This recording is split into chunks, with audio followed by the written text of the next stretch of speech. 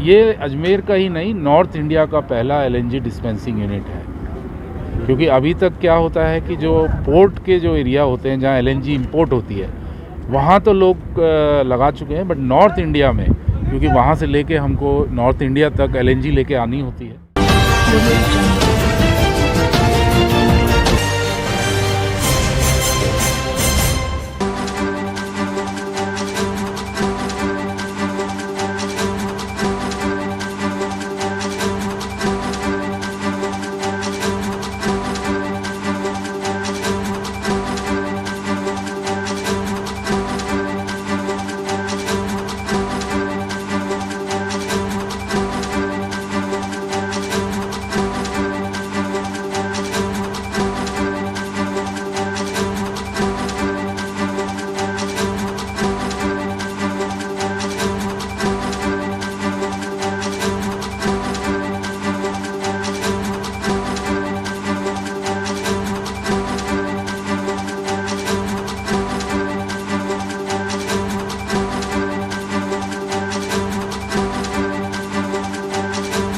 ये आज जो है ये एलएनजी डिस्पेंसिंग का है। जो एलएनजी है ये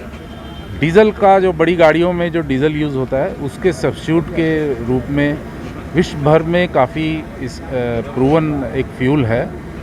जहाँ पे जैसे आप डीज़ल की जो मेन डिसएडवांटेज हम कह सकते हैं आज के युग में, वो है कि पर्यावरण में उसका CO2 एमिशन काफ़ी ज़्यादा रहता है। तो एलएनजी 30 से 40% CO2 को रिडक्शन में सहायक होता है, प्लस इसके साथ साथ ये उससे किफ़ायती भी होता है कि 10 से 15% जैसे प्राइस उसका कम होता है एज़ कम्पेयर टू डीज़ल। तो ये दोनों एडवांटेज हमें मिलते हैं कि हम एक तरफ पर्यावरण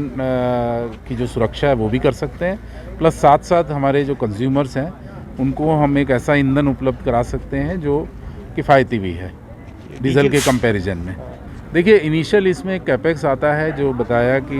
10 से 12 लाख में कन्वर्ट होता है, लेकिन जो 10-12 रुपये मान लो डीज़ल से सस्ता है, तो उससे इसकी कॉस्ट, जैसे अभी हमने जो 84.4 के आसपास यहाँ रखा हुआ है और डीज़ल जैसा आप जानते हैं 96 रुपये के आसपास होगा,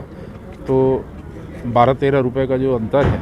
वो जैसा आप देखेंगे पर डे आपका 200 किलोमीटर है तो 2,500-3 हज़ार रुपये पर डे का आपको बेनिफिट हो जाता है। तो जितना भी आप लागत लगाते हैं वो इनिशियल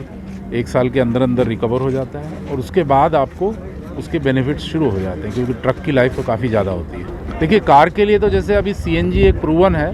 लेकिन उसमें भी हम इसका उपयोग कर सकते हैं LNG का, बट इसका मेजर बेनिफिट है कि जो लॉन्ग डिस्टेंस या जो बसेस हैं हमारी, जो कि इलेक्ट्रिक, स्पेशली जो लॉन्ग डिस्टेंस बस चलती हैं, इंटरस्टेट बस चलती हैं, उसमें इलेक्ट्रिक और जो CNG है दोनों का थोड़ा एक लिमिटेशन रहता है कि उनकी जो दूरी है, जो एक फिल में जो जिसको बोलते हैं एक बार भरने के बाद कितनी गाड़ी चलती है, तो वो एक लिमिटेशन आती है। जो लिमिटेशन ये LNG फ्यूल दूर करता है कि वो बड़े बड़े ट्रक भी जो है 1000 किलोमीटर तक एक बार भरने के बाद चल जाते हैं, जो कि नॉर्मल अगर हम CNG भरें तो 200 से 300 किलोमीटर से ज़्यादा नहीं भर। अजमेर में अभी हम एक जो गोल्डन क्वाड्रिलेटरल, ये तो दूसरा वाला हाईवे है, बट जो मेन हाईवे गोल्डन क्वाड्रिलेटरल वाला जो नसीराबाद की तरफ जाता है, वहाँ भी हम एक प्लान कर रहे हैं, क्योंकि हमारा मेजर जो हैवी ड्यूटी ट्रक्स हैं वो उसी रोड पे ज़्यादा चल रहे हैं, तो वहाँ भी हम प्लान कर रहे हैं एक। और इसके अलावा हम रेवाड़ी में एक प्लान कर रहे हैं जो गोल्डन क्वाड्रिलेटरल के जो पार्ट्स हैं, और एक हम ग्रेटर नोएडा में ईस्टर्न पेरिफेरल वहाँ प्लान कर रहे हैं, और इसके आगे उदयपुर तक हमने